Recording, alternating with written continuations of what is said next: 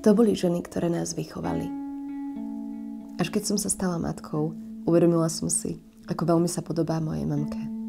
A hoci som sa usilovala neopakovať spôsob výchovy, ktorý mal svoje nedostatky, materská každodennosť ma utvrdila, že chtiac nechtiac nasledujem vzorce, ktoré som si osvojila v detstve. Pretože deti zväčša nepočúvajú, čo rodičia hovoria, ale nasávajú, čo robia. Myslím, že užitočnejšie, ako sa voči rodičom vymedziť, je pokúsiť sa rozumieť okolnostiam, ktoré ich formovali. Zvykne sa hovoriť, že strom vyrastie vysoko len vtedy, ak má silné korene. V audiodokumente, ktorý pripravujem, sa budem zhovárať so ženami a mužmi z predošlých generácií, pretože ma zaujíma, ako žili. Budem sa pýtať, s kým v detstve trávili najviac času a ako to vyzeralo, keď sa hrali.